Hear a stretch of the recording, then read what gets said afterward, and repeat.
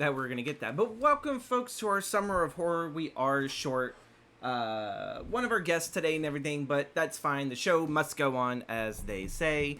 Welcome to the summer of horror event, folks. I am just super excited to be here along with CatxSoho, bringing her back from the community curation back in what was that, April?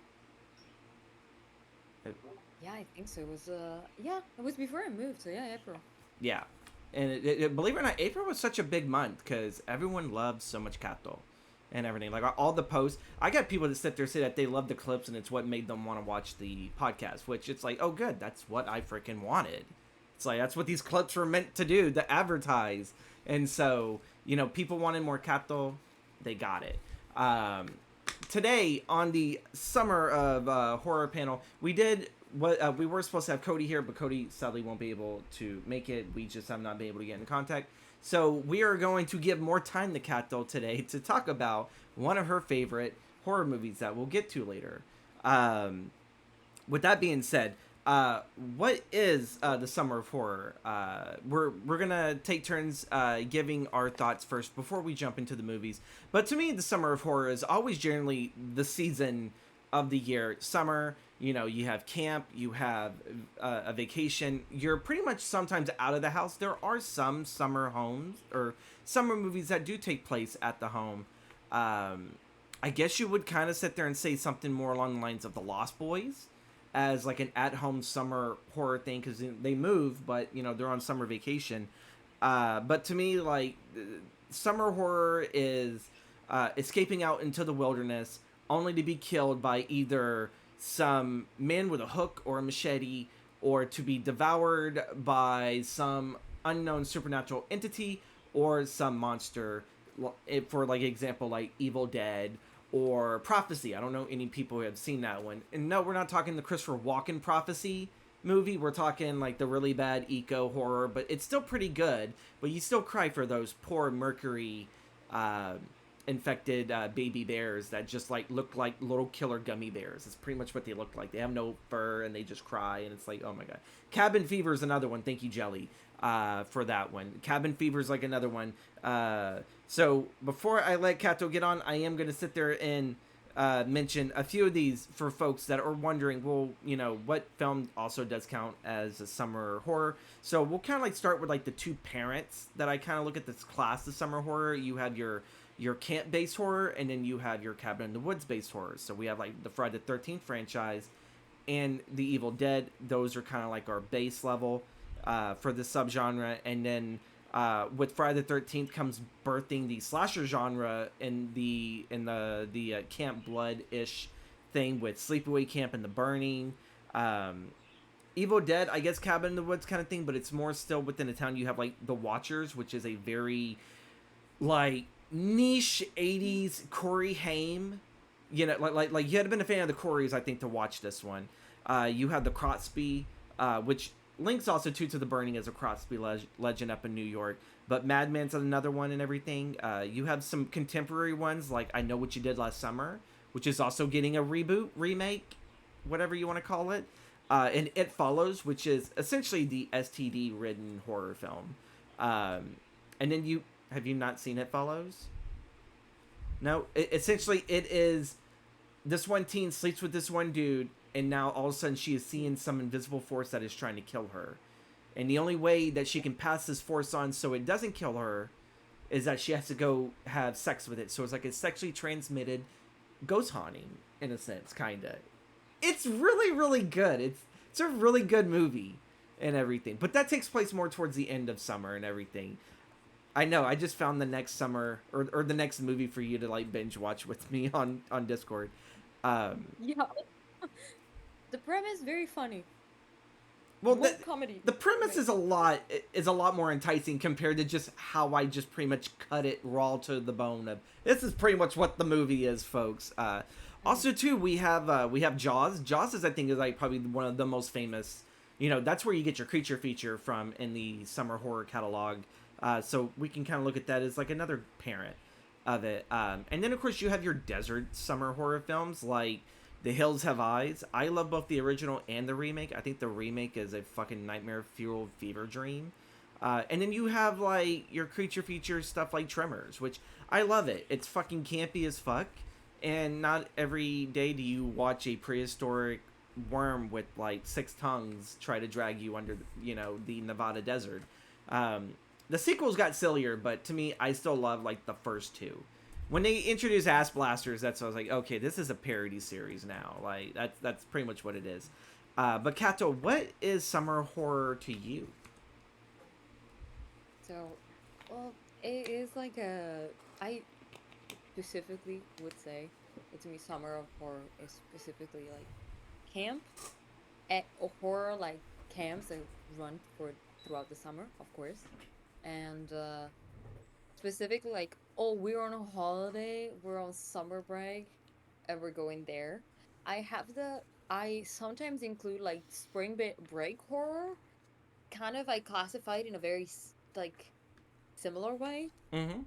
because sometimes those things that happen during spring break in my brain is like very connected to summer of horror as well. So sometimes I include movies that happen also, like take place in there, because for me, like, in the EU, where I'm from in Italy, we don't have really a spring break. It's like you get summer holidays and then you have like Easter. It's what happens in the spring. And I feel like spring break in the US is very similar to what is like our like 2 months summer break basically. I feel like it has a similar vibe. So I Mm-hmm. do put them in together, but it's like, the as you were saying, like, you're it's not in your house, it's somewhere else, and often has, you know wilderness. You're in a vacation house, you're in a, it's not in your daily, it's not a daily, I don't know, occurrence horror. Like, I don't know how to describe it, but it's not like a scream that happens in the house. It's outside. It has that strange factor of like, the you don't know where you are Mm-hmm. as much, and it's like a foreign place for you, and you're supposed to just enjoy, and everyone is chilling, but things happen, murder or whatever happens, hauntings. I feel I have that, let's say, main definition of it. Also, too, like when like you mentioned like a little bit of spring. I don't really. I Hmm. know Midsummer obviously takes place in summer, so that's Hmm. another one. So then that's when you get kind of like your folk horror stuff in there.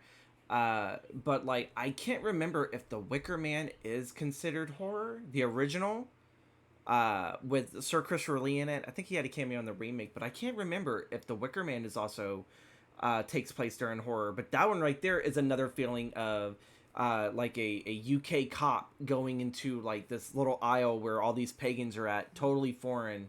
Midsummer is very true. That's how we celebrate. Yeah. Okay. Okay. So that's what I was hoping Midsummer. Yeah, it makes sense. That's a summer horror film, but I don't know about The Wicker Man.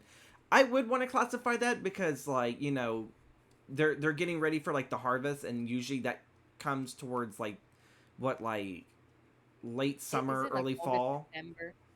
Yeah. So Okay, so definitely. so The Wicker Man could be kind of like a late horror, like a late summer horror film, and Mhm. everything. To like It Follows, as like we're kind of getting into the harvest season, but like just to make sure we have a good harvest, it's like we're gonna sacrifice this bigoted, Christian UK Mhm. cop and everything, and it's all like, don't worry, your sacrifice will not be in vain because we will have plenty of crops come the harvest and everything. So yeah, like that's pretty much it. Like I definitely knew whenever I was trying to get people involved, a lot of the people that were first going to be on here, they picked a lot of Friday the 13th films. They're like, oh, which Friday the 13th film do I do? And it's like, yeah, because like most of these do take place in the summer and everything. It's like always like that summer night. But I think a lot of people, when they view those films, I think they think of the earlier ones where they were a little bit more in broad daylight and everything, because the later ones were more at night and everything.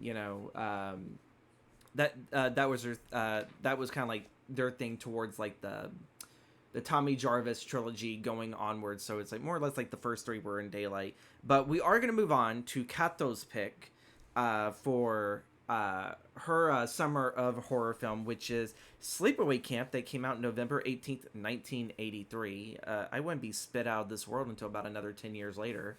But yeah, why did you pick Sleepaway Camp? So as you know, not to be shunned by the community. I'm not a huge horror person. I get scared very easily and I have anxiety. And I get very involved in movies. So sometimes I'm like, horror is very like intense for me. I do. I have also gone like James knows I texted James when I went for the first time to watch a horror movie in theater and I was like, it was not a great movie. Don't watch it. I don't even remember what it was what it was, like The Stranger or something like that. I don't remember. Oh It's yeah, just The a Strangers remake. Pray at Night. Yeah. Something like yeah, Pray and Not yeah. Not great. They make it they're remaking it as a trilogy. Do not recommend. It's quite long. Um, Also, I hope you can hear me fine. I said I'm not home, as you have noticed. You're fine. You're fine. So it's good. Okay, glad. We were not having the same level of quality, but big reason why I picked it is one, to me it was like a huge introduction to I don't know, more campy horror Mm-hmm. because it is horror, but it feels like lightning in a bottle. Like it feels like this was like a weekend project. There's so many elements that you're like, what is happening? But it is legitimately like frightening in certain things, and if you look at it from a plot level and also the level of creativity in the deaths is, I feel like it's insane. And also for like what came after this first movie, which came out like four in total. There are four Sleepaway Camp movies, and they Mm-hmm. started having some pretty big like names in there. And if you look at the first one, it feels like none of them are really actors. Some of them go and become like larger actors, but some of them are like the acting is questionable. Well, We can say that. I found out Purposeful that question. other summer camp theme horror Hmm. films of that time, they always use young adults to portray teenagers, whereas this, Hmm. no, they actually did use preteens because this was a preteen camp. So Felissa Rose in her very first, I think it's her very first film role, or it was just like the one that made her name, and she didn't really capitalize on it until much later. She was only 12 years old and everything. So There are some actors that I think are older. I think I'm trying to think. I think like the oh my god, now I'm like lagging names, so I will be the opening my notes. counselors, I think, were the appropriate age. Like some of Yeah. them may have been like Well, maybe young adults. Ronnie looks quite old to be fair, but Yeah. I will talk about Ronnie because I love Ronnie. He's just doing his best.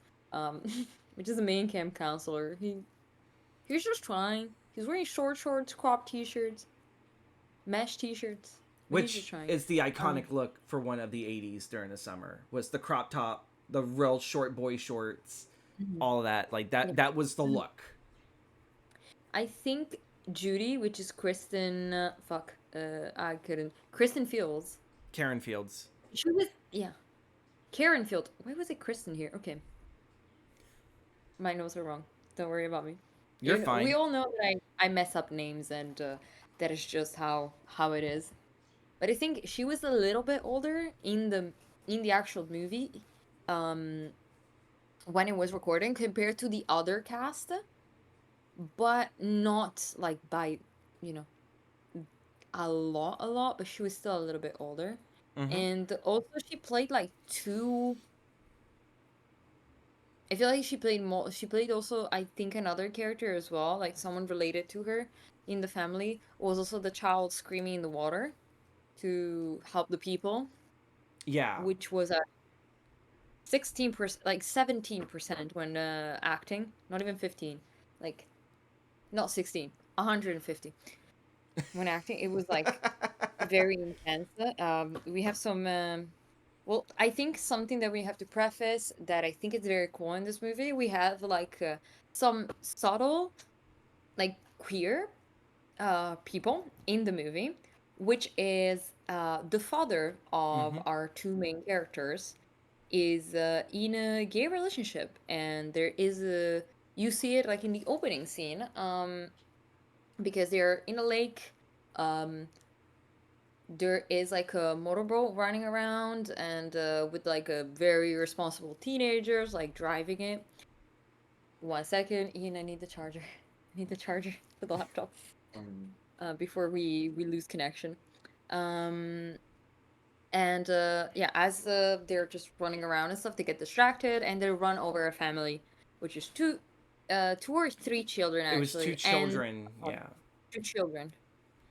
It's like it's And one of those films that it opens up with such a sweet moment, and then like when you kind of start seeing it, it's like, oh, it's all like, you know, wow, this is like really progressive for its time because generally, like I think before this, I think really the only time that I can recall seeing um gay people in film, it was the lead in Freddy's Revenge. Even though they didn't outright explicitly sit there and say that he was gay, but like you could tell, like the way how he Mhm. acted around women, he didn't act the same like with other people, and Mhm. that essentially it was almost like they were using Freddy as the metaphor of like he Mhm. feels like a monster and therefore when he's not accepted or maybe whenever he's trying to open up and allow this side of him to be, Freddy's there to completely ruin everything. And I Mhm. know that there are some people that you know they frown upon it like it's not the gay nightmare, but then there are people that are like, no, that's exactly what it is. It's the gay nightmare.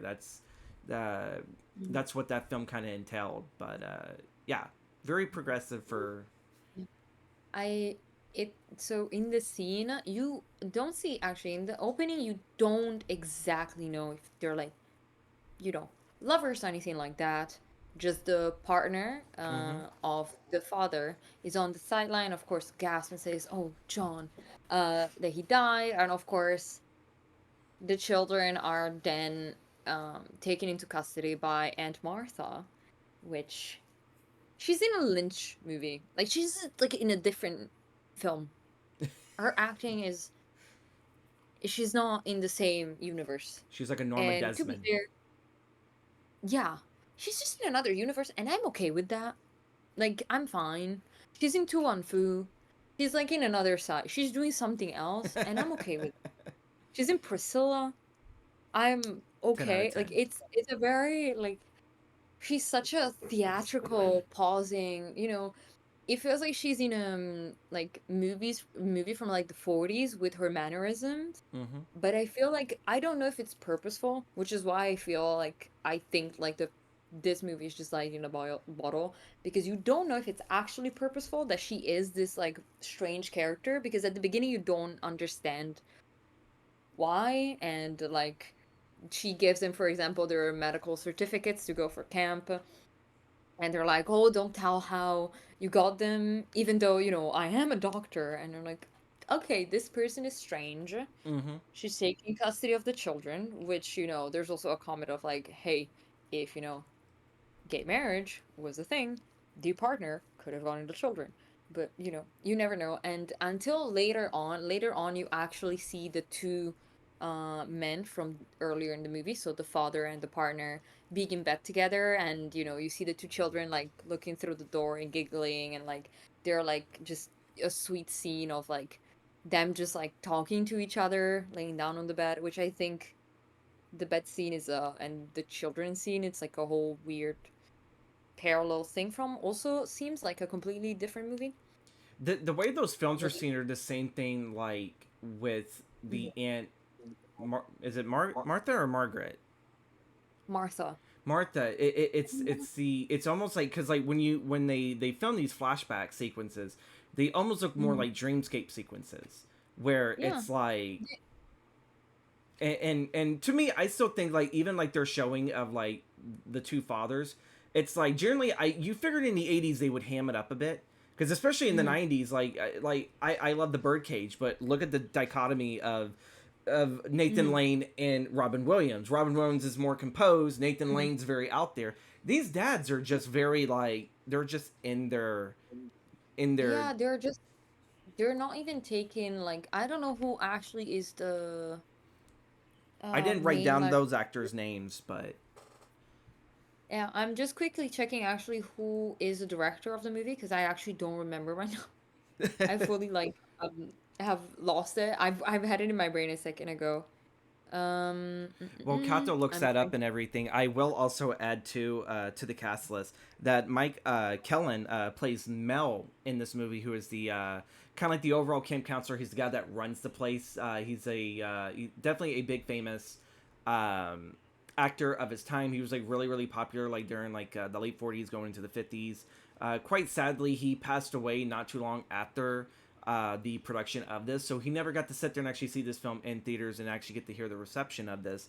And for fans of sci-fi genre, fantasy genre, and everything, the replacement chef for who we'll get to later on and everything, the character of Ben is played by Robert Earl Jones, which both me and Jessica were noticing when watching this movie together. It's all like, that voice sounds so familiar. And it's like, he's got to be related to this specific actor. And I thought maybe it was like an older brother and everything, but no. The actor Robert Earl Jones is the father of James Earl Jones and everything. He was born in 1910, with Earl being born in 1931. And Robert was like a real huge actor for like the 30s and 40s.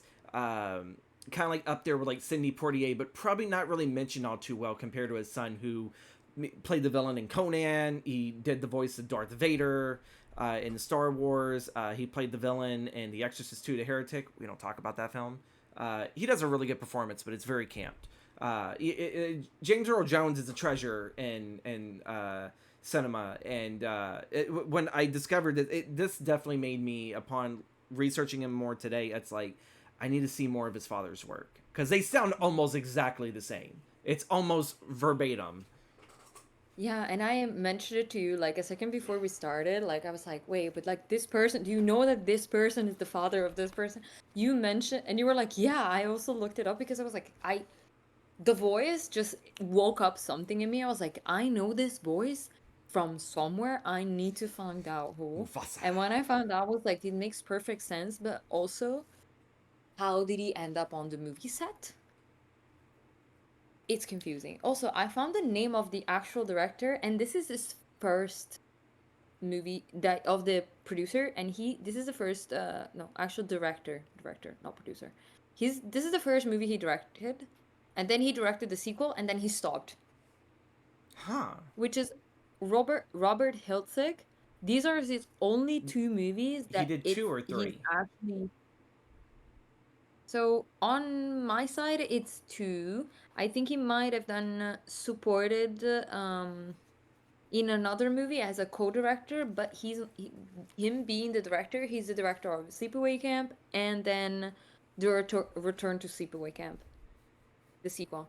And Oh, then in okay. 2000, after that, after 2003, he stopped directing, and he kind of retired from it. He didn't feel like he was like doing good. Like it felt like he wasn't in there anymore personally, Mm. which is quite fun to think that this is like a first movie that for a direct, like it's the first movie he ever directed was this one. It Yeah. makes sense because there are some questionable choices, and there are a lot of things that this movie is very fun. That is true, but sometimes there are some scenes that you kind of question. Like there is Capture the Flag, which there is a very long cut of just the camp counselors just explaining how Capture the flag works. They didn't cut it; they just kept it in. Yeah. So in case you don't know how Capture the Flag works, you can watch this movie. There's also an entire baseball scene with multiple like it's the entire game basically. Which also in that scene there is best the best line of the entire movie, which I still quote on a daily basis, which is uh Billy talking to Rick and saying it shouldn't die, and Ricky responding extremely calm. It shouldn't live, Bill. And that is just the best. It's so funny. It is the best line and the best comeback because there's a lot of like swearing in this movie for a movie that is mostly, teenagers, preteens. The actors I think are closer to teenagers or like preteens, but there's a lot of actually young actors there. And there's a lot of fuck, which are always satisfying, I must say. And the swearing is like, okay, makes sense. Specifically Ricky, which I feel it's like he's like a unsung hero of this movie. The actor, he's not like a, you know, you could see that he wasn't a professional actor, but his acting was still surprisingly good on Oh yeah. upon rewatch. He's like a star among like a lot of the other actors there. He plays the And protective cousin very, very well. Like anytime anyone gives his cousin any shit, it's almost like seeing the little blonde kid from the original Bad News Bears, where he could shit talk his own fucking teammates, but if you shit talk his freaking team, he's like, "I'll fuck you up," and yeah, and I feel like he's one of the few characters which you actually focus on, and that you know the name of, where you're like kind of rooting for him at a certain point because he feels like the only genuinely good character. hmm Also, a reason why I love this movie is the people that die, you're happy that they die. yeah, Because there's not a good person. I think we can also like mention the first death, and I think we can mention a couple as well of the different murders that happen because hmm as said, they're very creative. I'm always like surprised, and sometimes I don't remember, like upon rewatch there's always at least one that I don't remember of, and I'm surprised even though I've watched this movie like uh, up above 10 times at this point. It's always surprising, but the first one, for example, it's the cook. Um and the cook, from the beginning you hate him because he is a child molester and he says it out loud, which I feel in modern movies they would never touch that. Even with a 6 foot pole, like they wouldn't even get close to it. I feel to make a character fully talk about you know, he uses them like fresh meat, you yeah. know, Like he and had a the very fact that like nonchalant, just like the way yeah, how like I and think he called them like what fresh chicks or something like that. He called them something yeah, like that, and I'm like, yeah, and the fact that it's fully like enabled, the fact that the uh oh god, not Mel, the mm, Ben, which is the older gentleman yeah, next there welcoming, he's like kind of, they don't even know what you're thinking about, like what you're yeah, like yeah. thinking, and it's like, oh, there's not, and he says there's no such thing as too young, and the other just laughs and is in a way that is like, oh, you know, you're just, Y- and just laughs about it. You are already put in a moment where you're like, oh my god, I hate this character, and yeah. you're so happy that he dies, even though, does he die?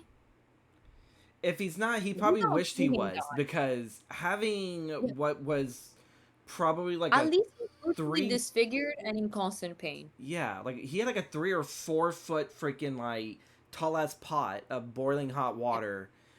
Just Yeah. yeah, Also, the just comedy of it, because where do you find like a pot that, for the EU audience, that I don't know if you how much you have, but like, it's like over a meter tall. One, yeah, how do you fill it up? How do you put it on top of the stove? He's cooking corn, which, if you can imagine, by the time it boils and by the time the top one cooks, the bottom is uncooked. How do you get it off of the stove?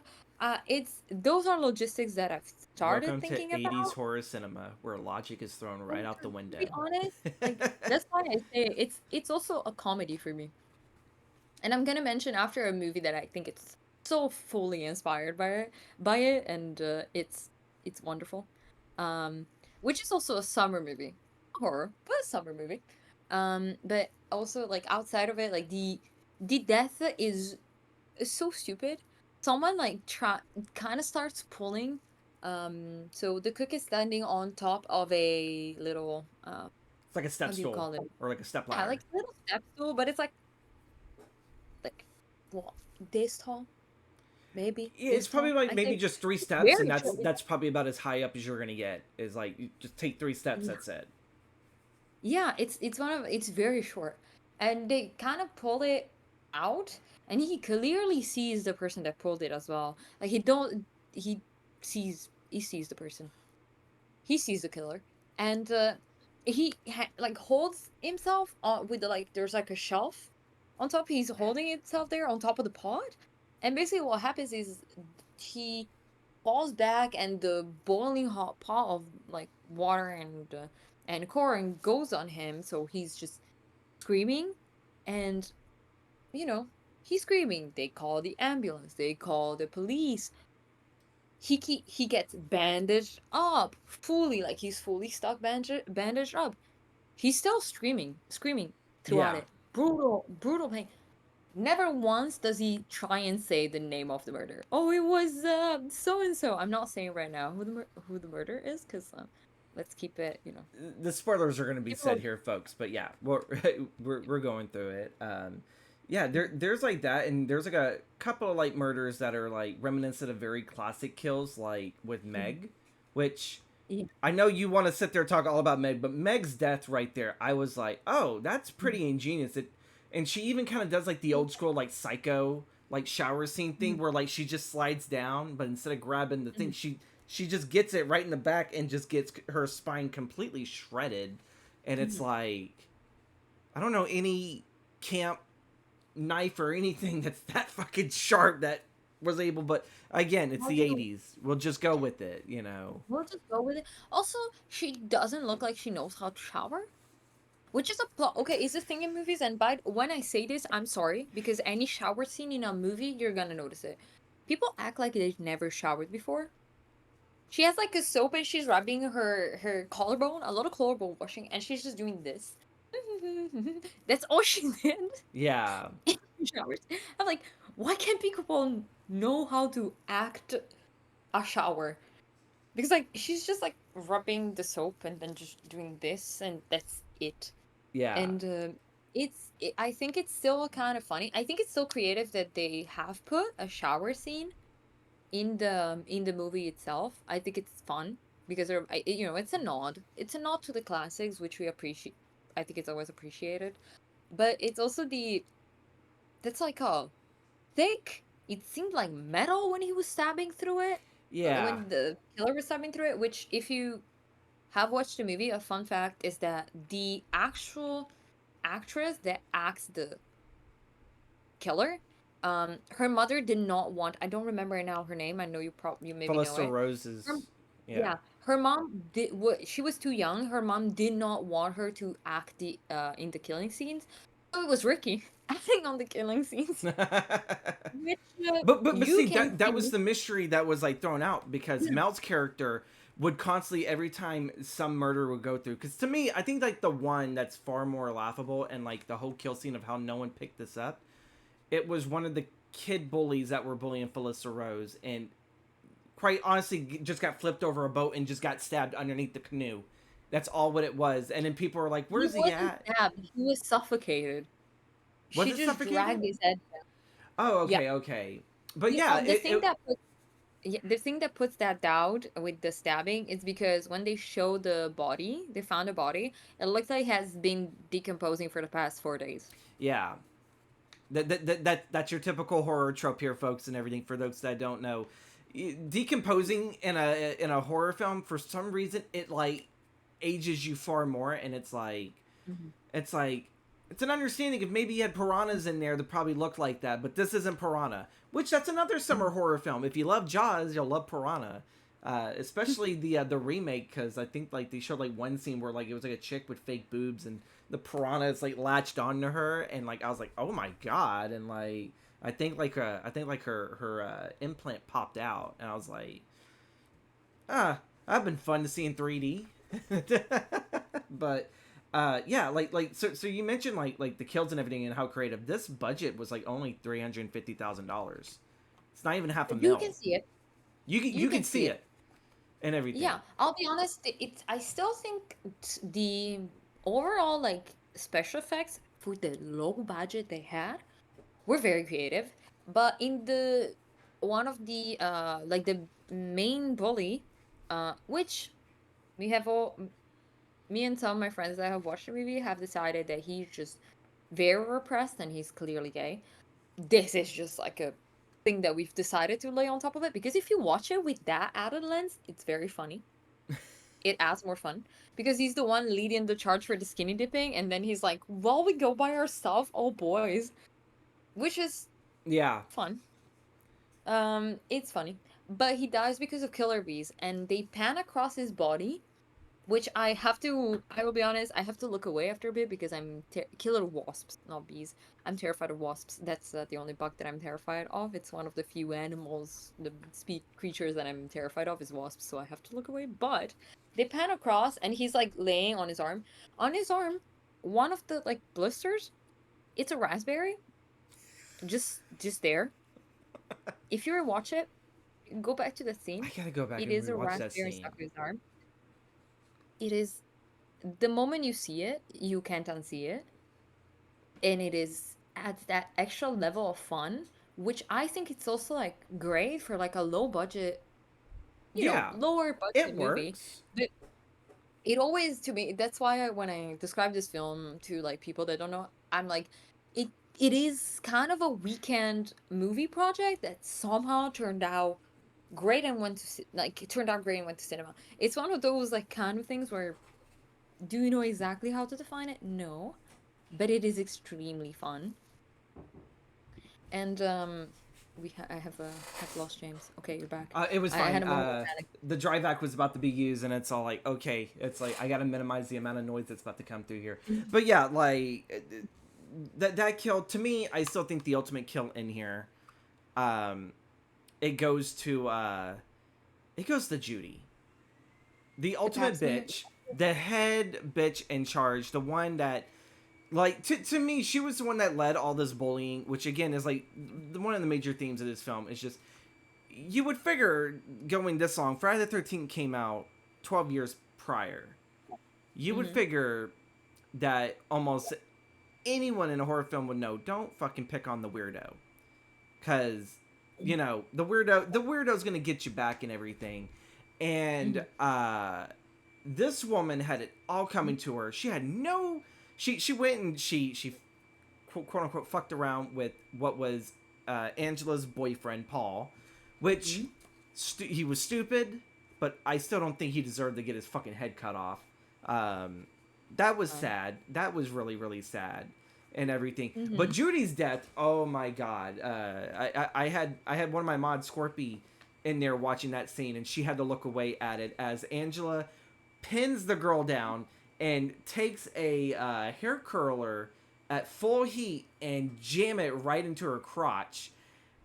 And it's done in such a classical like horror way of you don't see it Yeah. but you see the Yeah. shadow. We see the shadow, and it's great because also when the murderer opens the door, which also I could talk about. I'm going to talk a little bit about Judy afterwards because I have a lot to say about her.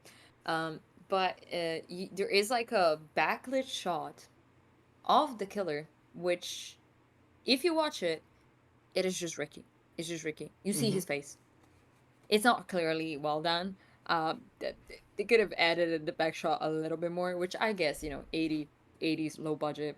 They did Mm-hmm. what they did. There were some choices. Um, but also like there was a little bit of uh, the pap smear. I think it's like very creative, and I haven't seen it anywhere else, which I think it's why it's kind of fun as a plot, as a device to just kill.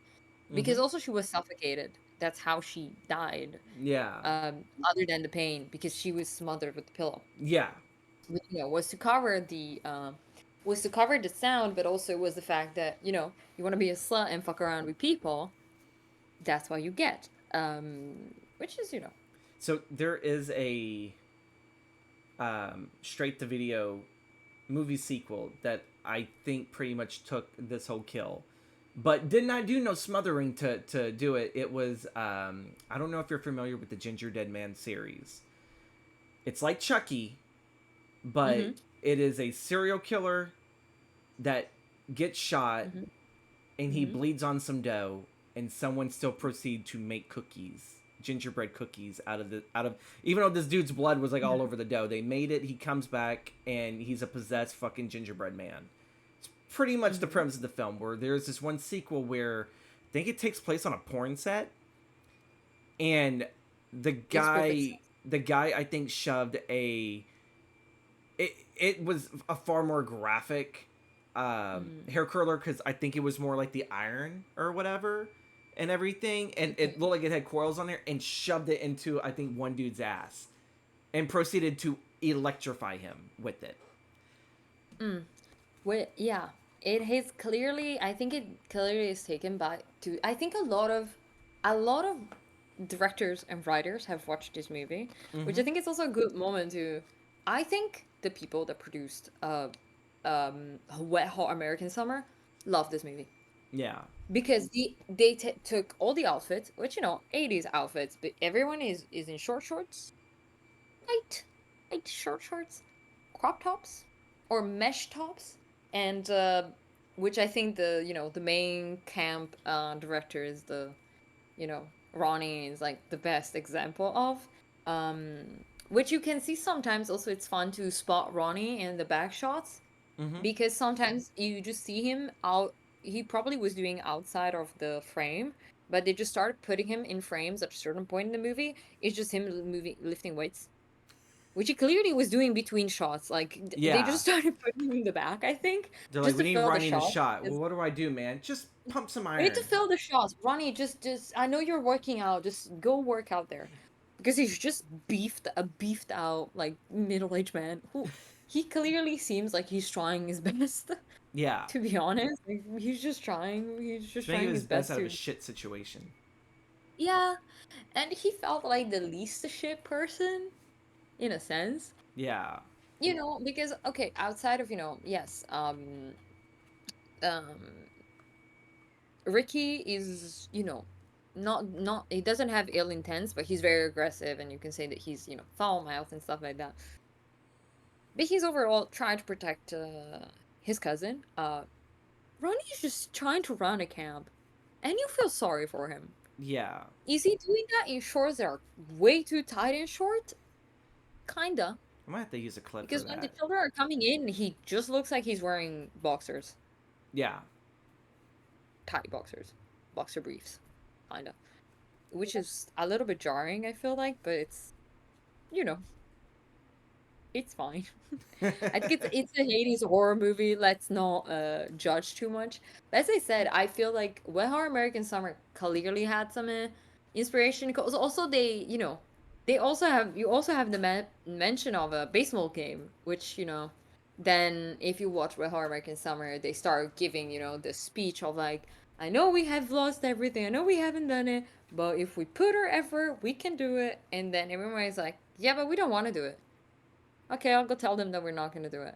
And they never play baseball in Wayhawk. But I think it's very fun that they bring it up. They just bring it up. It's just there. And I think the outfits, also in the beginning, the motorboat at the it's motorboat, I think, accident. Yeah. Uh, I feel like in Wet Hot you also have it like a accident like that. Um, where oh god, what's his face? Oh my god. Uh It's been a while, so what's his face could attribute to like? Are we talking about Yeah, the I guy know. from It's the the main. CSI, the one that the cook? I'm opening because I was thinking about him a second ago. Mm-hmm. It's Paul Rudd.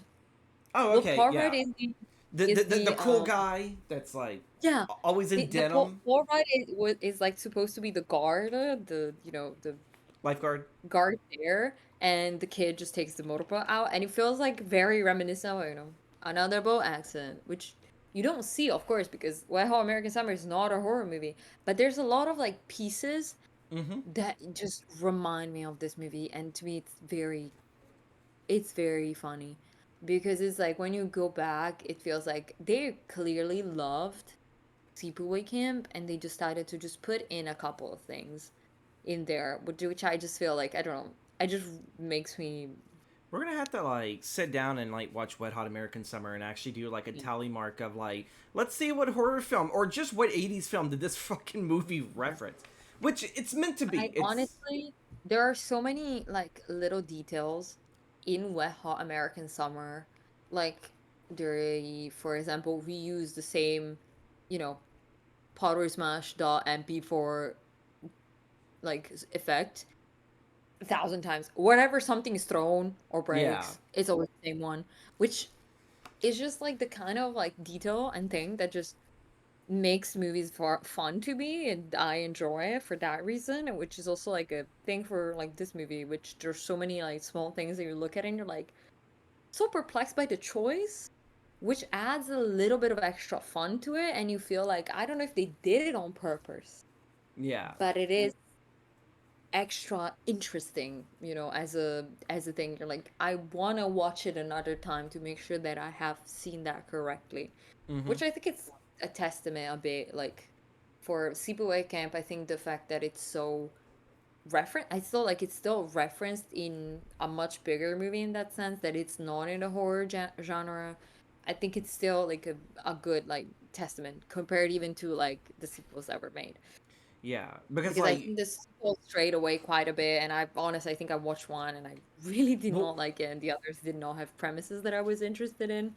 So there was it's some backlash when it comes to some of the sequels because I think the second one, I think it's still the same character of Angela, but it's played by a different Mhm, actress.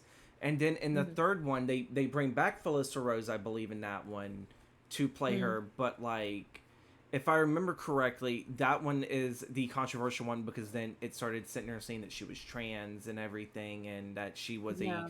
a transgender serial killer, and then I think with the return to Sleepaway Camp, which was the fourth one, I think that that one got rid of the other sequels, and they kind Mhm, of did like the Halloween 2018, yeah, where it's like we're yeah. ignoring all these other sequels. This is the definitive sequel Mm. to this, and to more or less kind of Also, fix all of the really bad writing that what they did to her. like the third one just like was framed as like a softcore porn.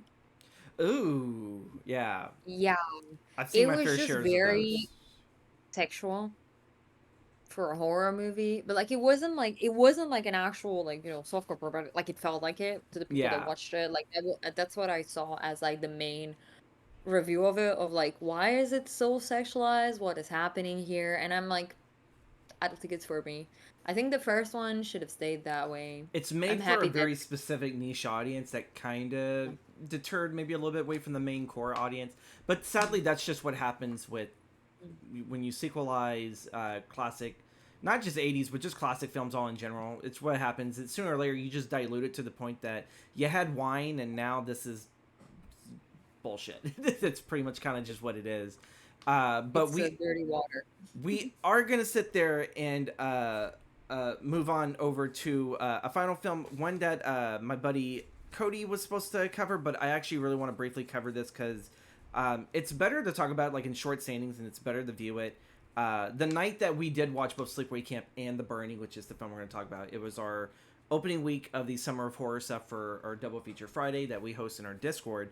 And I did The Burning. I saw it like a long time ago, and I remembered I was like, this was like a weird kind of a film to sit there and see as a teenager. I did not understand the premise of it whatsoever. And then I realized it's the 80s. No one gives a shit. Just give us blood, breast, and beast, and we're all happy. But The Burning, released May 8th of 1981, released one day short of the 1 year anniversary of Friday the 13th. It is like, to me, I think it's the fun takeaway. As much as Kato talks about like how much Wet Hot American Summer referenced Sleepaway Camp, and just how fun all that was. And even Sleepaway Camp has its like own little fun kind of campiness from time to time that you can kind of enjoy, especially like the sweet kind of blossoming relationship that Paul and Angela had. In The Mhm. Burning, Jason Alexander takes away the scene. Anytime that there is a scene of tension, I felt like the director and the screenwriters are like, let's just throw Jason Alexander out there. He can lighten the load a little bit before we scare the absolute shit out of people. The tale in this has it where it takes place 8 years prior to the events of the current film, where the camp's curmudgeon alcoholic caretaker becomes a victim of a prank gone wrong, and he is set ablaze. Which to me, I don't know why in your hut do you keep, I think, like a thing of kerosene or something around. Like he had it near the foot of the bed, and he catches fire. He survives it, goes through a whole bunch of terrible skin grafts that just leaves him disfigured, and he decides to come back to the camp to incite his revenge on the kids. And this is like a huge gamble to think, well, are those kids really going to be there? It's like, no, he's just going to go incite revenge on the counselors. But one of the people that are there that is the counselor was actually one of the kids, part of it. And it's like this whole story where we follow this one kid that's not really liked, kind of like the Angela trope. He's the weirdo, he's the outcast, constantly bullied and everything. Jason Alexander and Fisher Stevens is over here like backing him up, like it's okay, you don't have to listen to that asshole. I think Holly Hunter's the one that dates the asshole of like the whole jock group and everything. And in between the funny Jason Alexander moments, you get a camp caretaker that is covered, I think, in some type of trench coat, just chopping off body parts with shears. Like, there's like one good scene where like he stabs one dude in the throat with it, and then one dude's trying to cover his face so that he doesn't get cut and everything, and the dude just chops off his fingers. Really, really good shit. And to me, believe it or not, I prefer this film over the original Friday the 13th. I know that could be maybe a little sacrilegious, but I actually really like the cinematography of this. Like, it really, like, where maybe it doesn't feel like a typical, like, 80s camp and everything, but the cinematography of just the wildlife nature and how the killer stalks its prey is really, really good, especially with Fisher King having to go back. This is about maybe 20 or so minutes in the film, and he's probably, like, right next to Jason Alexander. He's one of the funniest characters on. He's very, very likable. And you sit there and you think, oh my god, the killer's going to get him this early? No, we love this guy. Why would we want to sit there and kill one of our beloved characters just yet? Because he had to go back, and I think he had to go get like some medication before dinner. And there's this person that is in their bunk just stalking them, and it's like, don't kill this guy, not yet. I know he's gonna die, but not yet. And it's built up so well with the tension of it, and it's like, oh, thank God, he's gonna live a little bit longer. And then cut to the raft. I think he's the one who gets his fingers cut, and then like I think he just gets repeatedly stabbed with shears. Never thought garden shears would make such a really good weapon, but there you go. That fucking film did it. Definitely sit there and check out The Burning, folks. It is like a 10 out of 10. I prefer it over the original Friday the 13th. I really do think that if you really want to get into slasher films of a particular subgenre of horror, like the summer horror stuff, Sleepaway Camp and The Burning is a really, really good palette of, you kind of start out with like, the outsider that is just constantly bullied and everything, and she gets her revenge. And then you just have this one where it's just a drunk caretaker that's like, I'm just going to butcher a bunch of children because I'm angry. But before I do that, I'm going to go to a hooker, and I'm going to try to get my rocks off, but she sits there, sees how horribly disfigured I am, so now I got to kill her too. She didn't ask for it, but, it's like, I know, it was like the weirdest, like, it was the weirdest, like, just freaking curveball. It's like, okay, he's going to go to the camp. It's like, no, he's going to go try to sleep with a prostitute. He's been in the hospital for 8 fucking years. It's like, he's got to get his rocks off. Well, that didn't happen. That's what incited, I guess, the extra violence. But do check it out. I really wish that Cody was here and everything, but do check out Sleepaway Camp and The Burning. Fucking phenomenal films. I wish we had more time to sit there and talk about more summer horror films and everything. But again, at the beginning, I mentioned a whole lot that are what are considered summer horror. Some of them are considered more or less thrillers like Jaws. But come on, Jaws is a horror film. It is a slasher film in the water, but take away the slasher, and you got a shark where the robot shark didn't really want to work all too well. But it's awesome. I arrived in time to hear about Hospitals and Prostitutes classic. Yes, classic 80s summer horror fun. I do want to sit there and thank CatxSoho to come back on for this and everything. This pretty much kind of just felt like a little bit of a community curation plus and everything. Because I did tell you, I'm going to get you back on here to sit there and to talk about Sleepaway Camp and the love and the passion for it. And I decided, you know what? Yeah, let's let her run wild with Sleepaway Camp. It's such an amazing when you talk about a passion about something. And Kato's not a horror film buff. She really isn't. So to get her to sit there and to do that is 10 out of 10. I fucking love it. Where can the people find you on the socials, Kato? Same username everywhere, specifically here on Twitch 4 times a week. 3 to 4 times a week, actually. On Mondays, on Wednesdays, and either Fridays or Saturdays. I've becoming more of a balanced person, so I choose which day now. And of course, you can find me everywhere else. Instagram, if you want to see, like, I'm traveling now. If you want to see what I do and what I complain about, which I think is James's funny hobbies checking my stories and seeing like, what are you complaining about today? You can find me there. And I There's have the some of them same I raise an username. eyebrow to, like what? Like, it's like, huh? You okay? It's like, what are you doing? I Where mean, are you right now? I can't really ask if you're okay because none of us are okay. But No, none of us are. We've established that. And hmm also, I feel progress from last time. This time we didn't talk for like over an hour about one single movie. We went an hour over time last time, I think. we So, did and everything, but I think that was just like the interview was great and the people were digging it and everything, and obviously they wanted more. They got a whole extra hour of Capital now, so thank you guys so much. You guys can find me as the Gothic Storyteller on all of the socials. Um, I'm trying to be a little bit more on Threads. It looks like Threads is now thriving again. It's weird. It's getting a second wind. I've seen like a lot of people that usually I mm-hmm. follow, and Mm-hmm. it's like, oh, is Threads actually making like I guess a comeback, or like has people finally figured out how to work this? Like, because I knew at the beginning I was like, is this just Yeah. Twitter? That's kind of what it. You'll have to update me on it because I have yet to figure out what Threads is. It's still kind of like Twitter, but it's less misogynistic, less racist, less political. But it's become the Okay. political season now, so you're gonna find that on there. But at least maybe it just depends on just what you curate. To me, most of my stuff now is nothing but classical films, LGBTQ Mm-hmm. films. Only because I posted that I love Priscilla over Tu Wong Fu, and now my threads, it's like here are some other LGBTQ films that you may enjoy, and it's like thank you. It's like I probably at Write that least maybe seen for like a next month. handful. Write that down for next year's Pride Month. You'll have to Right, right, write them down. I'm uh, open to for suggestions as well. right, and everything. Like you have a whole community that I can. Well, they may tell me more anime. I feel like that community is more anime based, Yeah. but They're yeah, very nerds, anime based. yeah, we still love them. We still love them. But we are gonna end the recording right here. Thank you guys again so much.